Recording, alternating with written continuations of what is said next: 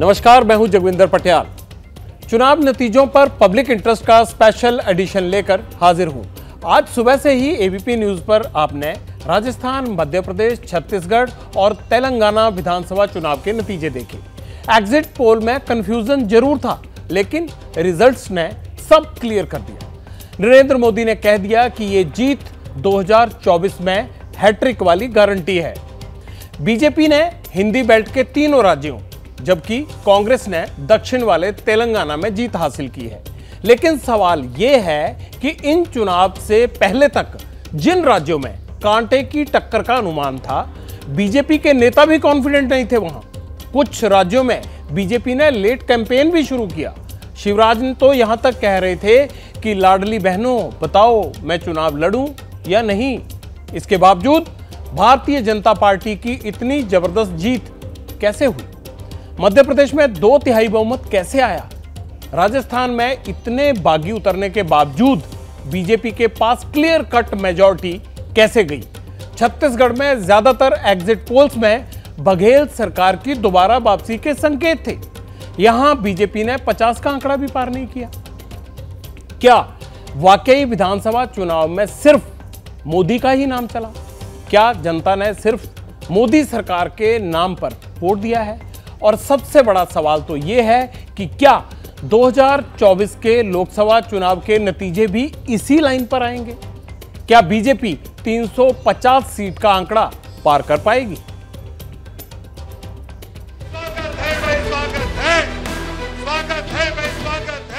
न जाति चली न जाति जनगणना का दांव, न विपक्ष की बातें जनता को पसंद आई, न ही सोशल मीडिया पर कांग्रेस का एग्रेसिव कैंपेन। हिंदी हार्टलैंड में जनादेश बिल्कुल साफ रहा। सिर्फ एक फैक्टर, एक गारंटी चली, प्रधानमंत्री मोदी की।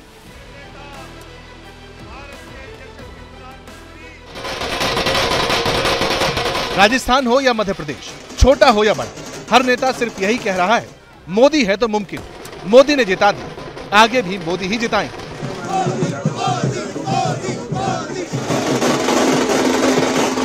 मोदी जी तो देश के जन जन के मन में है, मध्य प्रदेश के दिल में मोदी। नरेंद्र मोदी के गारंटी की योजनाओं की जीत है। ये जीत 2024 में मोदी जी को फिर से देशवासियों की सेवा का अवसर देने की जीत। सवाल यही है कि मोदी ने आखिर ऐसा क्या किया? जिन चुनावों को 24 के लोकसभा चुनाव का सेमीफाइनल माना जा रहा था, उन्हें ऑस्ट्रेलिया और इंडिया के फाइनल की तरह वन साइडेड कैसे कर दिया? तो 3 राज्यों में सरकार बनाना, ये बहुत साफ दिखाई देता है कि आने वाले लोकसभा में हम 400 से ज्यादा सीट जीतेंगे। कोई 350 तो कोई 400 सीट का दावा कर रहा है। ऐसा क्यों? जवाब मोदी की लीडरशिप में, बीजेपी की रणनीति में छिपा है। विधानसभा चुनाव से करीब 4 महीने पहले ही बीजेपी ने प्रत्याशियों के नाम का ऐलान करना शुरू कर दिया। 3 राज्यों में 18 सांसदों को प्रत्याशी बनाया, केंद्रीय मंत्रियों को भी टिकट दिया। हर राज्य में मोदी ने कार्यकर्ताओं को संबोधित किया। जिन राज्यों में सरकार नहीं थी, वहां परिवर्तन यात्रा, जहां सरकार थी वहां जन आशीर्वाद यात्राएं निकाली। चुनाव से पहले कई बार दौरे किए। सबसे बड़ी बात तो यह थी कि ग्राउंड लेवल पर कार्यकर्ताओं में जोश भरा। पन्ना प्रमुख और पेज कमेटियां बनाकर जिम्मेदारी दी गई, जो कांग्रेस में दिखाई नहीं दी। कांग्रेस और विपक्ष के दलों ने एक गठबंधन बनाया, मोदी पर दिन रात कटाक्ष किए। आज विपक्ष के कटाक्ष को मुंहतोड़ जवाब मिला है। भारतीय जनता पार्टी मोदी की गारंटी लेकर मैदान जंग में उतरी थी और मोदी की गारंटी आज रंग लाई है। कांग्रेस को लगा था कि कर्नाटक जीतने के बाद राजस्थान में बूस्ट मिलेगा, छत्तीसगढ़ में दोबारा सरकार बनेगी और मध्य प्रदेश को छीनेगी। चुनाव नतीजों से लगा कांग्रेस ने होमवर्क नहीं किया। नेता ओवर कॉन्फिडेंट थे, लेकिन मोदी और उनकी टीम ने कर्नाटक की हार से सबक लिया। कर्नाटक नतीजों के बाद आरएसएस के माउथपीस में लिखा था कि विधानसभा चुनाव में सिर्फ मोदी का चेहरा चुनाव नहीं जिताएगा, लोकल इश्यूज पर भी ध्यान देना होगा। बीजेपी ने रणनीति मजबूत की, नेता जनता के बीच बार बार पहुंचे। खुद पीएम मोदी ने कमान हाथ में ली। राजस्थान, मध्य प्रदेश, छत्तीसगढ़ और तेलंगाना में 2,40,000 करोड़ की परियोजनाओं का शिलान्यास और उद्घाटन किया। चुनाव से पहले ही इन राज्यों में 27 बार दौरा किया। चुनाव के दौरान तो कैंपेन में और तेजी दिखाई दी। राजस्थान में वो 8 दिन रहे, 14 रैली और 2 रोड शो किए। मध्य प्रदेश में 7 दिन बिताए, 14 रैली और 1 रोड शो किया। छत्तीसगढ़ में 5 दिन कैंपेन किया, 5 बार जनता के बीच गए। तेलंगाना में तो 5 दिन में 8 पब्लिक मीटिंग और एक रोड शो भी किया। और एक प्रकार से जनता ने मोदी जी के नेतृत्व में हमारे सरकार ने जो नीतियां अपनाई थी उसका एक प्रकार से समर्थन देकर हमें सपोर्ट किया है। मेरा विश्वास है कि विकास की यात्रा में इन 3 राज्यों में अब डबल इंजन की सरकार आएगी तो और तेजी से विकास होगा। एक और बड़ी बात, प्रधानमंत्री मोदी ने अपनी हर पब्लिक मीटिंग में गरीब, महिला, किसान और युवाओं पर फोकस किया। जिस दौरान कांग्रेस जातिगत जनगणना का मुद्दा उठा रही थी, अडानी जैसे इश्यूज पर मोदी को घेर रही थी, पनौती जैसे शब्दों का इस्तेमाल तक किया, तब प्रधानमंत्री मोदी केंद्र सरकार की लाभार्थी योजनाएं गिनवा रहे थे और इसका असर देखने को मिला भी। इस चुनाव में देश को जातियों में बांटने की बहुत कोशिशें हुई। मेरे लिए देश में 4 जातियां ही सबसे बड़ी जातियां हैं। हमारी नारी शक्ति, हमारी युवा शक्ति, हमारे किसान और हमारे गरीब परिवार। इसी का नतीजा था कि नरेंद्र मोदी की गारंटी को जनता ने हाथों हाथ लिया। किसान सम्मान निधि हो या फिर मुफ्त अनाज योजना को 5 साल बढ़ाना हो, यही नहीं, संसद का विशेष सत्र बुलाकर महिला रिजर्वेशन बिल पास भी करवाया। और सबसे बड़ी बात यह कि राजस्थान, एमपी हो या फिर छत्तीसगढ़, विधानसभा चुनाव में बीजेपी ने सीएम फेस का ऐलान नहीं किया। फैसला जोखिम भरा था, लेकिन मोदी, शाह और नड्डा ने सबको साथ लिया। स्थानीय नेताओं के गिले शिकवों को चुनाव प्रचार में आड़े नहीं आने दिया और यह भी मोदी का मास्टर स्ट्रोक साबित हुआ। आपसे जो वायदा बीजेपी ने किए हैं वो 100% पूरे किए जाएंगे। और मोदी की गारंटी यानी गारंटी पूरा होने की गारंटी। चुनाव के बाद हार जीत होती है, इस बार भी हुई, लेकिन अब आगे क्या? कांग्रेस को फिर से ड्राइंग बोर्ड पर जाना होगा। लेकिन मोदी एंड कंपनी अब 2 गुना ताकत से 2024 के हुंकार भरी और इसका ट्रेलर दिल्ली में दिखाई दिया भी। प्रधानमंत्री मोदी अब से थोड़ी देर पहले दिल्ली में बीजेपी हेडक्वार्टर्स में थे। उन्होंने 4 राज्यों की जनता का अभिवादन तो किया ही, जीत के लिए कार्यकर्ताओं को बधाई भी दी। कांग्रेस पर जातिवादी राजनीति करने का आरोप लगाया। INDIA इंडिया गठबंधन को घमंडिया बताया। साथ ही गरीब, किसान, महिलाओं और युवाओं को अपनी सरकार की ताकत भी बताया।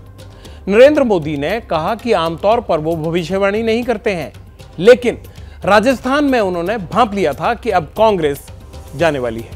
मोदी ने कहा कि चुनाव परिणामों की गूंज दुनिया में जाएगी। भारत का वोटर ये जानता है कि जब भारत आगे बढ़ता है तो राज्य आगे बढ़ता है, हर परिवार का जीवन बेहतर होता है।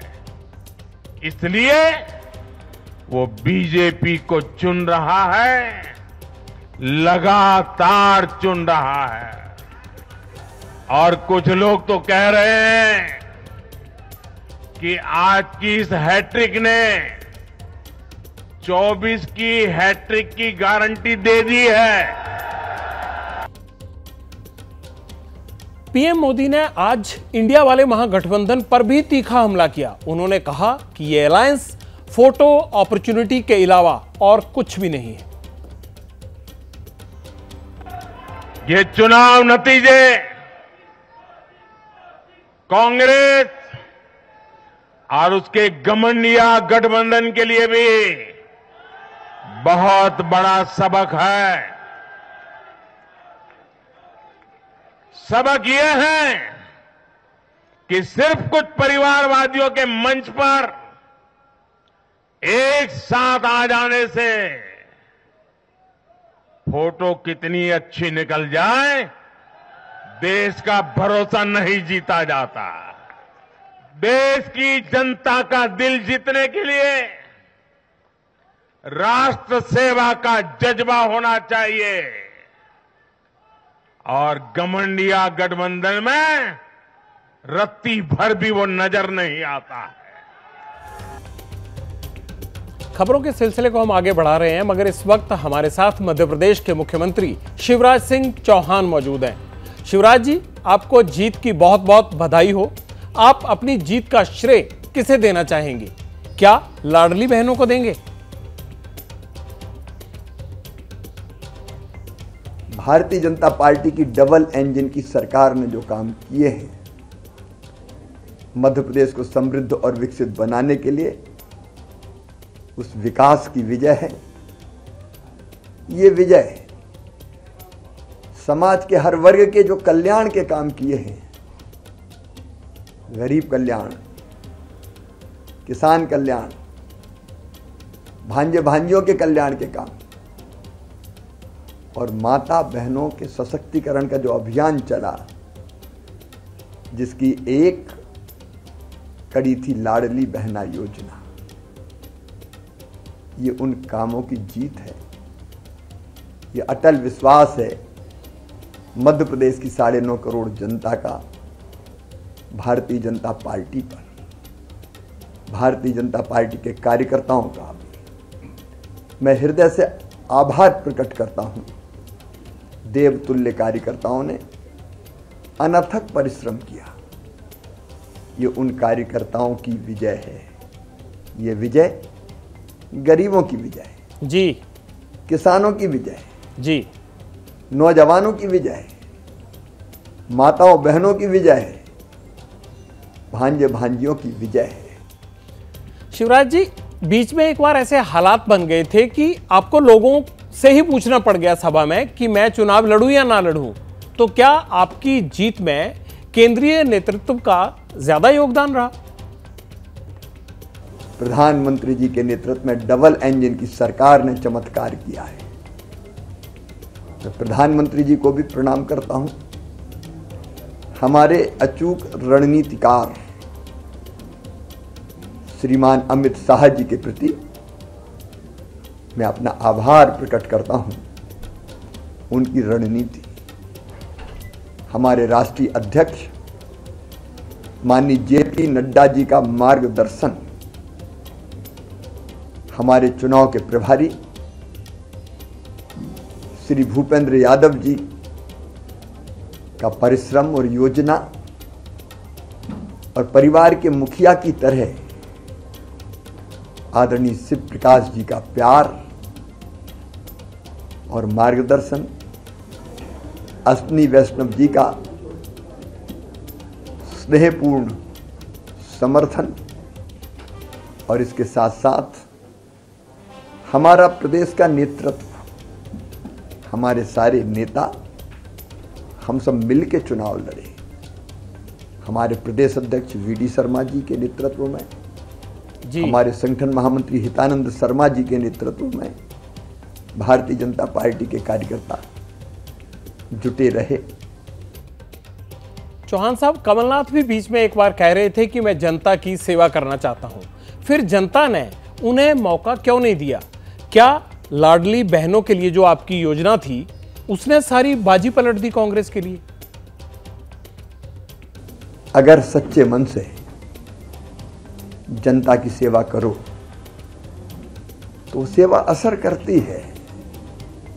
पूरा मध्य प्रदेश जो हमारा परिवार है, उसके भाई और बहनों ने अपना परिवार समझ के, अपना समझ के, क्योंकि नेता और जनता नहीं, पूरा प्रदेश परिवार हो गया, उन्होंने अद्भुत प्यार दिया है। मैं आभारी हूं मेरी देवी तुल्य बहनों का। हम जहां जाते थे उनका प्यार उमड़ता था। वो स्नेह से आशीर्वाद देती थी, और न केवल आशीर्वाद देती थी, भावुक हो जाती थी और कहती थी भैया अपन ही जीतेंगे, मेरी बहनों अपन जीत गए। भांजे भांजियों का ऐसा प्रेम मिलता था, मामा मामा कह के पुकारते थे तो रोम रोम पुलकित हो जाता था। ये उन भांजे और भांजियों के प्रेम की विजय है। शिवराज जी धन्यवाद, आपने वक्त निकाला हमारे लिए। आज तो आपको बधाइयों का तांता लगा है और ख़ास बात यह है कि शिवराज सिंह चौहान को अब ये भी देखना है कि बहनों के बीच में मामा को दोबारा उसी पद पर जगह मिलती है या नहीं। शिवराज सिंह चौहान ने प्रधानमंत्री का लाडली बहनों का धन्यवाद दिया है, लेकिन ये भी सही है कि तमाम एग्जिट पोल में कांटे की टक्कर तो मध्य प्रदेश में मानी ही जा रही थी। जीत को लेकर सबसे ज्यादा कॉन्फिडेंट कांग्रेस थी। नतीजों से पहले एमपी के कांग्रेस दफ्तर जश्न और पोस्टरों से पटे पड़े थे, लड्डुओं के ऑर्डर भी चले गए थे। कमलनाथ को सीएम पद की बधाइयां तक दे दी गई थी, लेकिन शिवराज की लाडली बहनों के शुरू की गई स्कीमों ने सारा रुख ही पलट दिया, चुनाव ही पलट दिया और मध्य प्रदेश फिर मामा शिवराज के हवाले कर हो गया। साल दर साल मामा शिवराज का कद कैसे बढ़ता चला गया, फिर आपको ये पूरा जवाब इस रिपोर्ट में मिलेगा।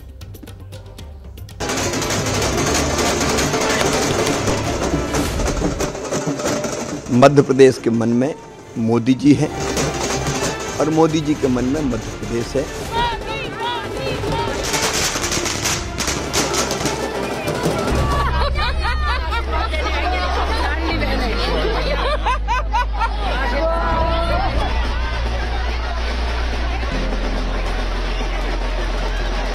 जो जीता वही सिकंदर। शिवराज सिंह चौहान ने फिर साबित कर दिया कि मध्य प्रदेश के वही सिकंदर। मामा शिवराज को लाडली बहनों ने फिर एमपी का सरताज बना दिया। जीत का सेहरा मामा के सिर बांधते लाडली बहनें उनके घर पहुंची। शिवराज बाहर आए, बहनों का अभिवादन स्वीकार किया। बारंबार प्रणाम मेरी बहनों, बारंबार प्रणाम। लाडली बहनों की, प्रधानमंत्री नरेंद्र मोदी जी की। सूबे में जीत जितनी बड़ी थी उतनी ही बड़ी गुलाबों के फूलों की माला। महकते फूल जीत की खुशबू को और महका रहे थे। शिवराज सिंह के चेहरे पर गजब की रौनक थी, ऐसी जो 4 बार चुनाव जीतने के बाद भी नहीं थी। ये चमक काफी कुछ बयां कर रही थी। पैगाम था कि मामा है शिवराज तो मध्य प्रदेश में बहुत कुछ मुमकिन है। लाडली बहनों ने कांटे निकाल दिए। बहनें दौड़ती थी, गले लगती थी और रोती थी और कहती थी भैया अपन जीतेंगे। मोदी जी तो देश के जन जन के मन में है, मध्य प्रदेश के दिल में मोदी। लाडली बहनों ने सूबे में शिवराज का कद कैसे बढ़ाया, ये बताएं उससे पहले आपको बताते हैं कि 5वीं बार मध्य प्रदेश में अपने सियासी तजुर्बे और काबिलियत का लोहा मनवाने के लिए शिवराज ने ग्राउंड पर कितना पसीना बहाया। शिवराज ने चुनाव कैंपेन में 1000 से ज्यादा प्रोग्राम में शिरकत की। बूथ लेवल से लेकर गांव-गांव के वोटर से मिले। 53 जिलों में लाडली बहनों के लिए 53 रैलियां की। 37 दिनों के अंदर 137 बड़ी रैलियां की। पहले रोजाना 8 से 10 जनसभाएं करते थे। मतदान जैसे जैसे करीब आया, एक दिन में 12 से 15 रैलियां करने लगे। मामा शिवराज की रणनीति का असर नतीजों पर दिखाई दिया, जिसके आगे कांग्रेस धराशायी हो गई। आज विरोधी दल के नाते और आगे भी जो हमारा कर्तव्य है, हम उस कर्तव्य पर डटे रहेंगे। इस प्रकार जनता ने उन्हें समर्थन दिया है, वो उस पर खड़े उतरेंगे। सच कड़वा है और कांग्रेस को कबूल भी। मध्य प्रदेश के वोटर्स ने कांग्रेस की बजाय बीजेपी पर भरोसा किया। भरोसे की वजह शिवराज सरकार की लाडली बहन बनी। इस योजना को आप शिवराज सरकार के तरकश का आखिरी तीर भी कह सकते हैं। खाते में सीधा पैसा जाए, योजना से जिसे लाभ मिले वो वोट में कन्वर्ट हो जाए। मध्य प्रदेश के मुख्यमंत्री जी ने लाडली बहना योजना, ये हमारी ताकत थी। सभी योजनाओं के माध्यम से जनता ने इन्हें समर्थन और आशीर्वाद दिया। चुनाव में 10 महीने से भी कम का वक्त बचा था। सत्ता में वापसी की उम्मीद से सीएम शिवराज सिंह ने बड़ा सियासी दांव खेला। तारीख 5 मार्च थी और शिवराज का 65वां जन्मदिन। इसी रोज शिवराज सरकार ने लाडली बहन योजना लॉन्च की। ये योजना है क्या और वोटरों को साधने के लिए कैसे तुरुप का पत्ता बनी? ये योजना लाई गई थी मध्य प्रदेश की महिलाओं के लिए। इसके तहत राज्य की 23 से 60 साल की महिलाओं को 1000 रुपया देने का वादा किया गया। तुरंत ऐलान कर दिया गया कि इस बार के बजट में 8000 करोड़ रुपए इस योजना के लिए आवंटित कर दिए जाएंगे। लाडली बहनों के वोट बीजेपी के फेवर में कन्वर्ट होने की एक और वजह रही सीएम शिवराज सिंह चौहान का वादा। लाडली बहना से लखपति बहना तक की ओर का सफर हमारा अब प्रारंभ होगा। चुनावी पिच पर शिवराज बड़ा दांव खेल चुके थे। कांग्रेस ने भी महसूस किया कि मामा की लाडली योजना बेहद पॉपुलर हो रही है। इसकी काट ढूंढी गई। कांग्रेस ने घोषणा पत्र में ऐलान कर दिया, वोटरों से वादा किया कि सत्ता में आए तो नारी सम्मान योजना लाएंगे। इस योजना के तहत हर उम्र की महिलाओं को 1500 रुपए प्रति माह दिए जाएंगे, लेकिन महिलाओं का भरोसा जीत पाने में कांग्रेस नाकाम है। यही वजह है कि कांग्रेस मध्य प्रदेश में 70 सीटों का आंकड़ा छूने में नाकाम है। कि हम मध्य प्रदेश की जनता के जनादेश का सम्मान करते हैं। जो देखने में आ रहा था, बहुत विरोध था जनता में, क्या ऐसा हुआ, क्या लाडली बहना ने वर्क किया, कि क्या इश्यूज थे जिसकी वजह से Bharatiya Janata party thumping majority से मध्य प्रदेश में जीती। ये is a matter of scrutiny and we will do it. Game changer, एक एक महिला के लिए जो शिवराज सिंह जी ने पिछले 15 वर्षों से कार्य किया है, उसी का प्रतिफल भी है। 5 राज्यों की तरह बीजेपी ने मध्य प्रदेश चुनाव भी बिना सीएम फेस के लड़ा। टक्कर कड़ी थी, इसलिए 7 केंद्रीय मंत्रियों को भी चुनाव मैदान में उतारा। इनमें से 5 जीते और 2 को हार का मुंह देखना पड़ा। मामा शिवराज सिंह चौहान का कद लाडली बहनों ने पिछले 25 साल में सूबे में लगातार बढ़ाया। 25 सालों में 3 बार शिवराज के नेतृत्व में बीजेपी सबसे ज्यादा सीटें जीती। साल 2003 में बीजेपी ने 173 सीटें जीती, तब कांग्रेस के खाते में 38 सीट गई। 2008 में 143 सीट बीजेपी ने जीती और कांग्रेस के खाते में 71 सीट। 2013 में 165 बीजेपी और 58 कांग्रेस ने जीती। 2018 में 109 बीजेपी और कांग्रेस को 114 सीट। इस बार भी बीजेपी 2013 वाले रिकॉर्ड को दोहरा रही है। मध्य प्रदेश के नतीजों ने पॉलिटिकल पंडितों को अभी चौंकाया और कांग्रेस को, लेकिन सबसे ज्यादा कद अगर बीजेपी में बढ़ा तो शिवराज सिंह चौहान है, जिनकी रीति नीति को वोटरों ने हाथों हाथ ली और फिर से सत्ता की चाबी बीजेपी को सौंपी।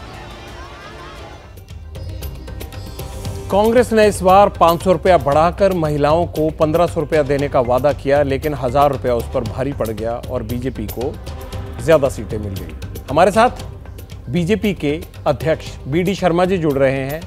बीडी शर्मा जी, आपको बहुत बहुत बधाई हो। आज तो मुझे लगता है कि कांग्रेस के लड्डू आपने उठवा लिए होंगे सारे। धन्यवाद, आपको भी बहुत बहुत बधाई। कांग्रेस लड्डू उठवाए नहीं, लड्डू भी नहीं बनवाए थे, केवल दिखावा। कांग्रेस ने तो झूठ बोला, लड्डू वड्डू कुछ नहीं बनवाए थे। उनको पता था कि हमारी हार हो रही है। भारतीय जनता पार्टी की प्रचंड बहुमत की जीत आज माननीय प्रधानमंत्री नरेंद्र मोदी जी के नेतृत्व में मध्य प्रदेश के इस चुनाव में, मध्य प्रदेश के मन में मोदी और मोदी जी के मन में मध्य प्रदेश का जो अभियान था, उसको मध्य प्रदेश की जनता ने प्रचंड आशीर्वाद, प्रचंड बहुमत से विजयश्री दिला करके आज दिया है। ये इतिहास मध्य प्रदेश के अंदर बना है। प्रधानमंत्री नरेंद्र मोदी जी को 2024 में पुनः प्रधानमंत्री बनाने को आज मध्य प्रदेश की जनता ने सेमीफाइनल में विजयश्री मध्य प्रदेश के अंदर दिलाई है। शर्मा जी, ये बताइए कि मामा ने भी कुछ किया है या सब कुछ मोदी साहब ने किया?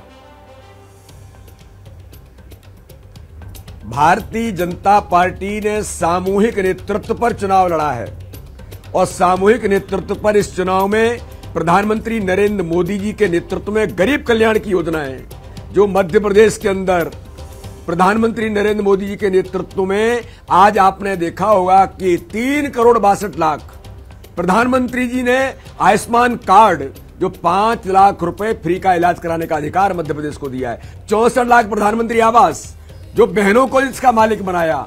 मध्य प्रदेश के अंदर उन गरीबों को उनके सपने का घर देने का काम प्रधानमंत्री ने किया है। मध्य प्रदेश के अंदर प्रधानमंत्री जी ने गरीब कल्याण अन्न योजना में लाखों करोड़ों लोगों को जो 5 किलो अन्न देने का काम कोरोना काल से लेकर आगामी 5 वर्ष तक जो इतिहास बनाया है माननीय प्रधानमंत्री जी ने, तो मध्य प्रदेश के हमारे मुख्यमंत्री जी ने चाहे लाडली लक्ष्मी योजना होगी 45 लाख संख्या में, लाडली बहना योजना होगी 1 करोड़ 31 लाख बहनों को 1250 उनके खाते में डालने का काम किया है। जी, एक बात बताइए तो कन्यादान योजना होगी। आप बड़ी मेहनत करते थे चुनाव में, एक बात बताइए ना शर्मा जी, एक बात बताइए।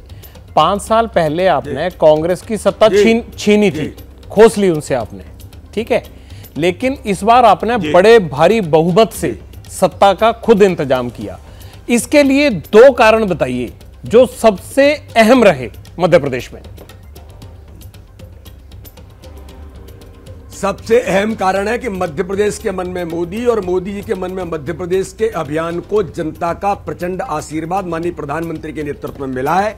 दूसरा, भारतीय जनता पार्टी का संगठन का तंत्र जो हम पिछले 3 वर्षों से काम कर रहे थे। मेरा बूथ सबसे मजबूत अभियान माननीय प्रधानमंत्री ने लिया था और हर बूथ पर अर्ध पन्ना प्रमुख, पन्ना समिति, बूथ समिति, और ये जो कार्यकर्ता 41 लाख की संख्या में था, जिसे माननीय अमित शाह जी की कुशल रणनीति का हिस्सा था कि 51% वोट शेयर मध्य प्रदेश के अंदर लेकर के आना, उस पर जो काम हुआ, तो एक एक कार्यकर्ता ने प्रधानमंत्री मोदी जी, हमारे मुख्यमंत्री शिवराज सिंह चौहान की योजनाओं को जमीन पर उतारने का काम जो बूथ के कार्यकर्ता ने किया, ये हमारी ताकत थी। संगठन के कार्यकर्ताओं की ताकत के बल पर प्रधानमंत्री मोदी जी के नेतृत्व में भारतीय जनता पार्टी को मध्य प्रदेश के अंदर जनता ने आशीर्वाद दिया। शर्मा जी, सीएम कौन बनेगा इस बार?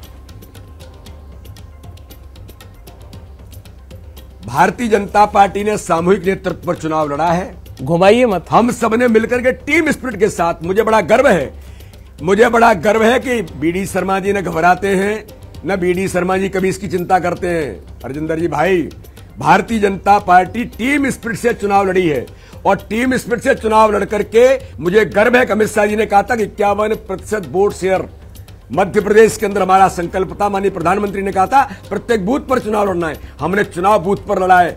आज मुझे गर्व है कि भाजपा के कार्यकर्ताओं की ताकत, प्रत्येक बूथ पर हम मध्य प्रदेश के अंदर 50% के लगभग वोट शेयर लेकर के आ रहे हैं। जो गुजरात में हुआ वो मध्य प्रदेश के अंदर दोहराया है।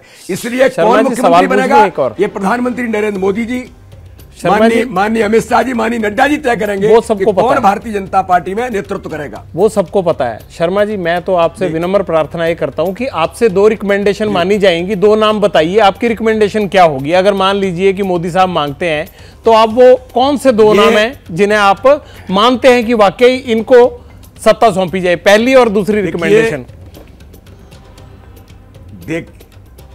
देखिए, मेरे पास जवाबदारी थी कि प्रत्येक बूथ पर मजबूती के साथ हम काम करें।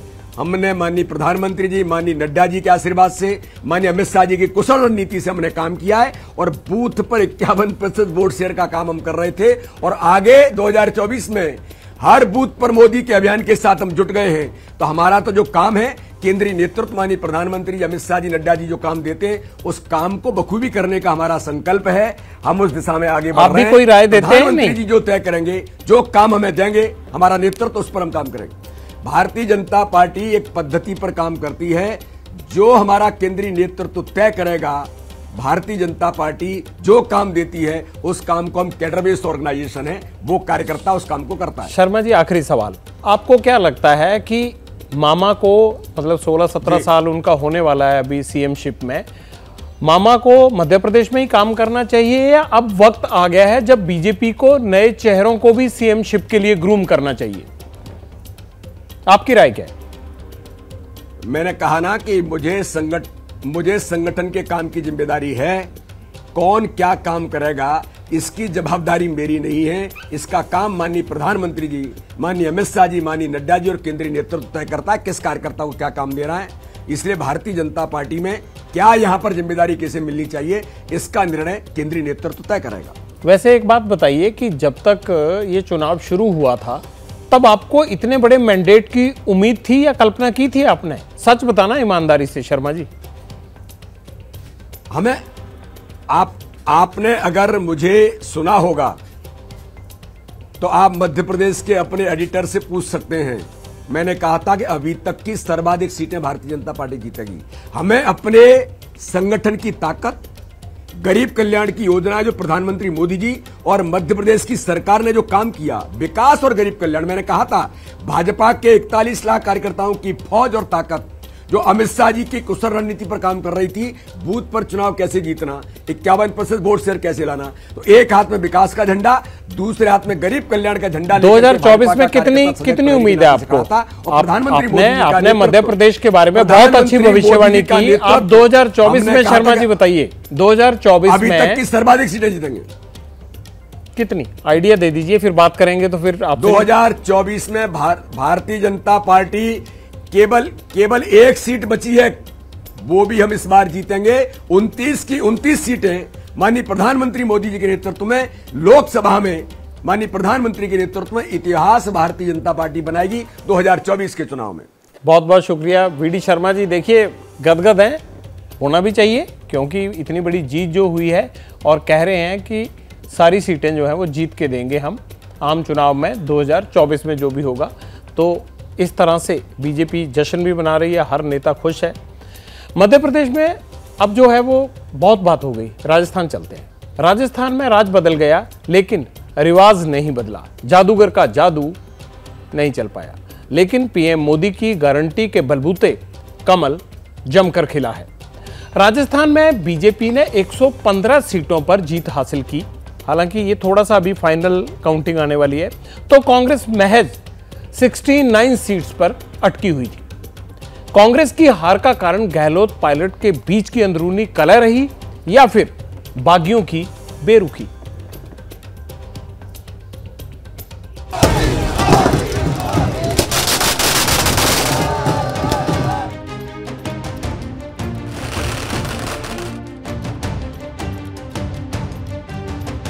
माई बाप पे लोकतंत्र में जो भी फैसला आएगा उसको हम विद ह्यूमिलिटी स्वीकार करें। इस तरह की ये जो शानदार जीत है, ये माननीय हमारे प्रधानमंत्री नरेंद्र मोदी जी उनकी दी हुई गारंटी की जीत है, अमित शाह जी की रणनीति की जीत है। राजस्थान से कांग्रेस की विदाई का संकेत तो एबीपी सी वोटर के एग्जिट पोल में 3 दिन पहले ही मिल गया था।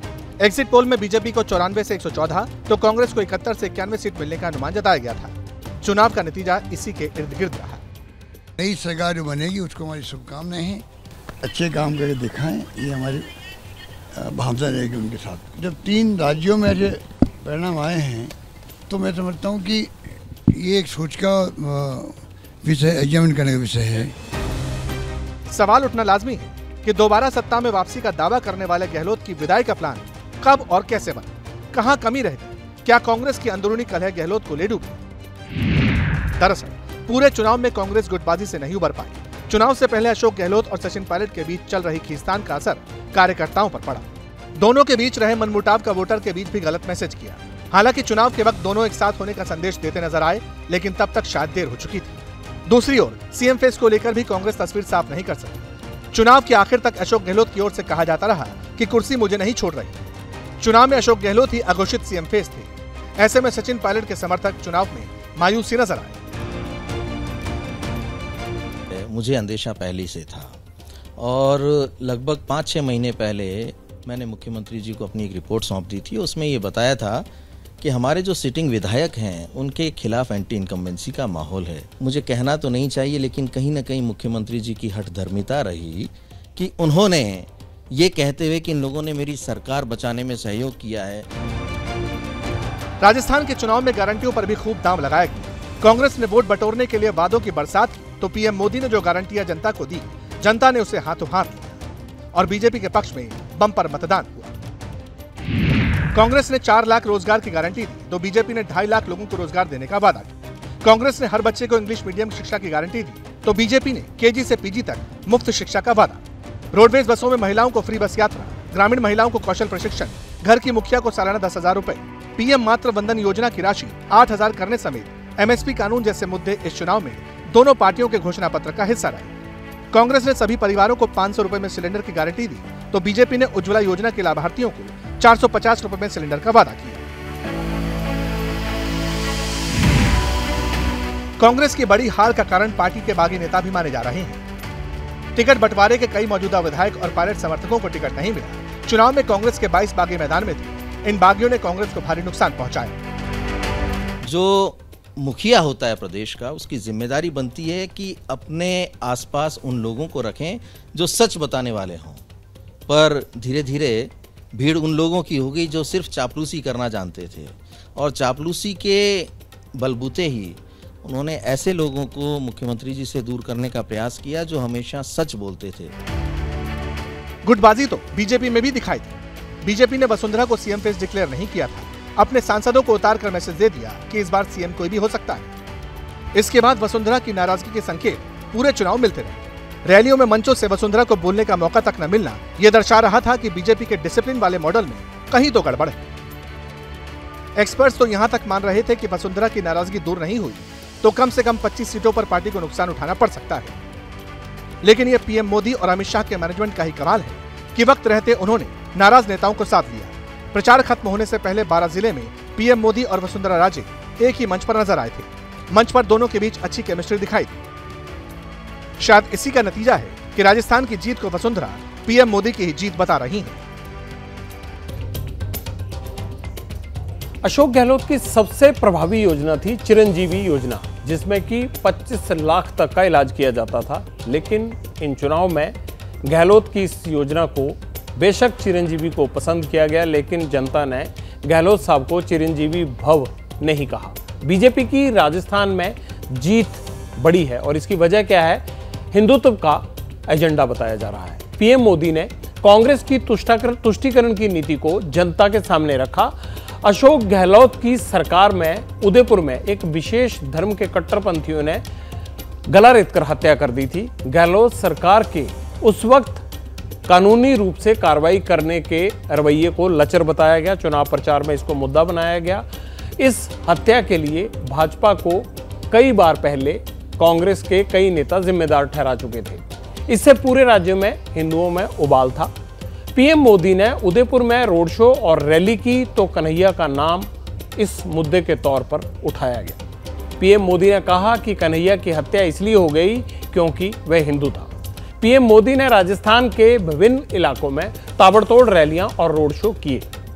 ऐसे में पूरे राज्य में मोदी लहर चल पड़ी। इससे अशोक गहलोत का जादू और कांग्रेस की रणनीति ध्वस्त होती दिखी।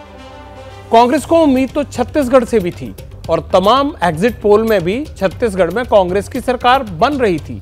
लेकिन सीएम भूपेश बघेल का मैनेजमेंट कम से कम मीडिया में जो अच्छा दिखाई दे रहा था, एग्जिट पोल में ज्यादातर एजेंसियों ने कांग्रेस की सरकार बनवाई भी, लेकिन चुनाव के नतीजे आते ही सब सर्वे, सब आंकलन फेल हो गए।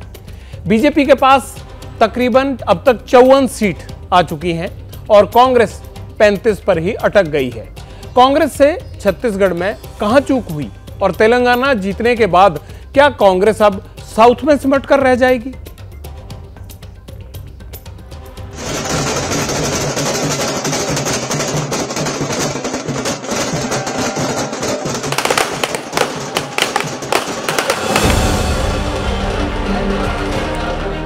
बीजेपी के लिए छत्तीसगढ़ की जीत बेहद खास है, क्योंकि यहां शायद पार्टी ने खुद ऐसे नतीजों की उम्मीद नहीं की। बीजेपी की जीत से ज्यादा ये कांग्रेस की हार है, क्योंकि कांग्रेस का चुनाव प्रचार काफी पहले शुरू हो चुका था, मगर यहां भी जनता ने बीजेपी की गारंटी पर भरोसा जताया। बीजेपी ने महतारी योजना के तहत विवाहित महिलाओं को 12,000 रुपए सालाना की आर्थिक मदद देने का ऐलान किया। ये फॉर्मूला काम कर गया। भूमिहीन किसानों और मजदूरों को 10,000 रुपए सालाना देने का वादा किया गया था। युवाओं को 2 लाख सरकारी नौकरी देने का ऐलान भी सीनियर लीडर्स की रैली में किया गया। लेकिन सबसे ज्यादा एग्रेसिव कैंपेन सीएम बघेल के खिलाफ हुआ। करप्शन को इशू बनाकर बीजेपी जनता के बीच ले गई।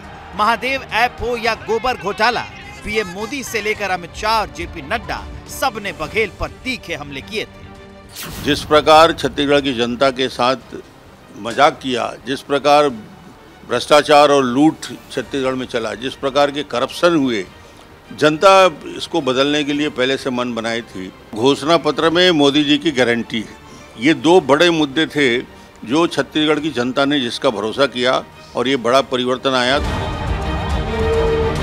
बीजेपी ने बघेल को घेर कर रखा। इस बार कांग्रेस ओबीसी की अलग अलग जातियों का समीकरण बैठाने में सफल नहीं रही। साहू समाज का एक बड़ा वोट बैंक छिटका दिखा। इसी वोट बैंक ने 2018 में कांग्रेस को काफी सपोर्ट किया था। निश्चित रूप से उम्मीद की थी, कार्यकर्ताओं पे भरोसा था, मोदी जी की योजनाओं पे भरोसा था, इसलिए पूरी उम्मीद की थी। मैंने तो पहले दिन इसलिए किया था कि मैं ऐतिहासिक बहुमत से जीत रहा हूँ। कांग्रेस का सबसे बड़ा वोट बैंक गांवों में था। कांग्रेस उसी को आधार बनाकर चुनाव लड़ रही थी। बीजेपी ने गांव और किसान के उस वोटर में बेहतर चुनावी प्रबंधन कर सेंधमारी की। जो परिणाम आए हैं वो हमारी जो अपेक्षा थी उससे विपरीत हैं और इसका आत्मचिंतन होगा और मेरे ख्याल से आत्मचिंतन डिटेल में होगा कि हर सीट वाइज हम जाएंगे कि इस सीट पे हम क्यों हारे हैं। ऐसा लगा कांग्रेस का कैंपेन सिर्फ कंप्यूटर और मोबाइल पर था। हाँ, तेलंगाना में कांग्रेस को जीत मिली।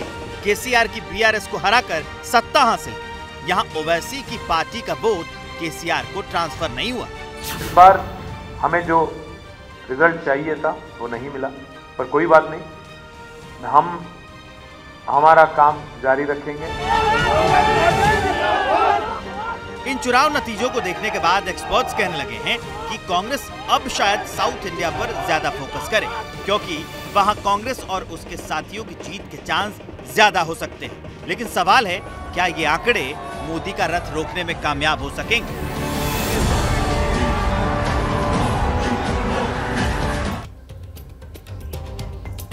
एमपी राजस्थान की तरह ही बीजेपी ने छत्तीसगढ़ में भी बड़े चेहरों को मैदान में उतारा। केंद्रीय मंत्री रेणुका सिंह हो या फिर सांसद विजय बघेल, सबकी राज्य की राजनीति में एंट्री करवाई। इससे जनता के बीच ये संदेश गया कि राज्य में मुख्यमंत्री चाहे जो भी बने, लेकिन कमान दिल्ली में ही रहेगी।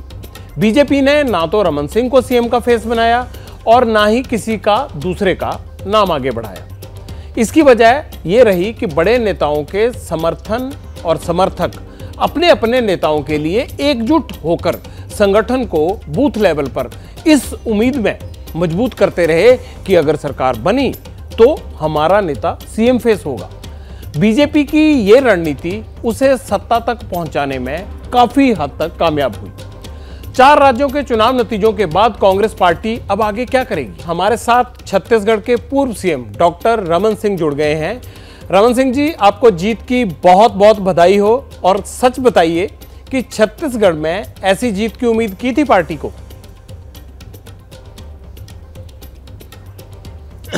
भारतीय जनता पार्टी चुनाव अभियान में लगने के साथ ही साथ जिस प्रकार हम लोगों ने पूरे पार्टी को बूथ स्तर तक और ख़ास तौर से नीचे स्तर में जो कार्यकर्ताओं की टोली लगी, उसके बाद एक वातावरण का निर्माण हुआ।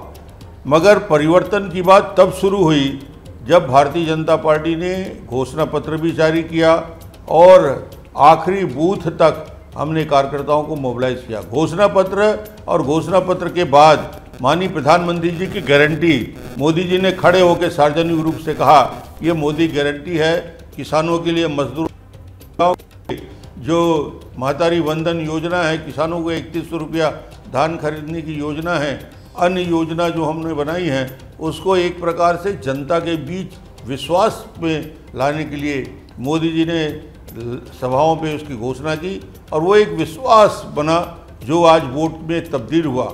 छत्तीसगढ़ में भूपेश के 5 साल की सरकार जिस प्रकार भ्रष्टाचार में लिप्त रही, जिस प्रकार घोटाले पे घोटाले होते रहे, शराब घोटाला, कोयला घोटाला से लेकर अंत में पीएससी में भी घोटाले हुए और महादेव ऐप में 508 करोड़ रुपया की बात तो निश्चित रूप से सार्वजनिक। सर, आप जांच करवाएंगे इनकी या आप आगे आप पॉजिटिव राजनीति करेंगे डॉक्टर साहब, या आप ये जो आरोप लगा रहे हैं इनकी जांच में जाएंगे? क्या करेंगे आप?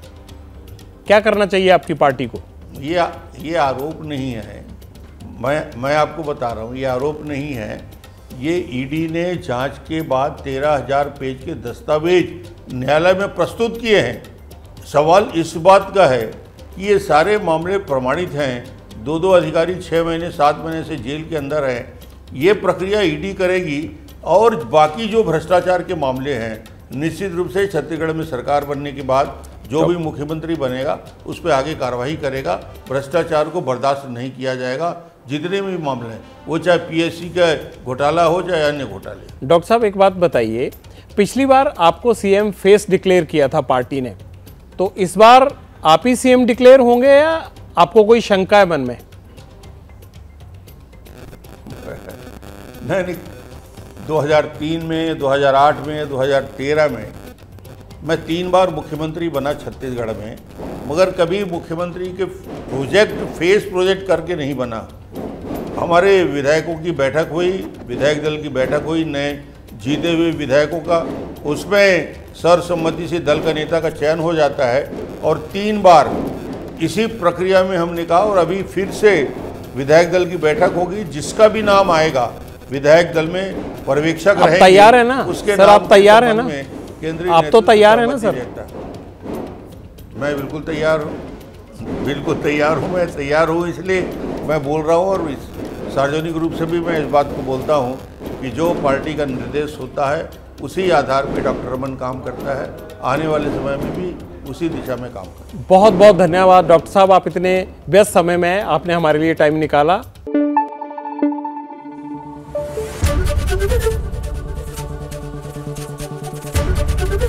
एबीपी न्यूज आपको रखे आगे।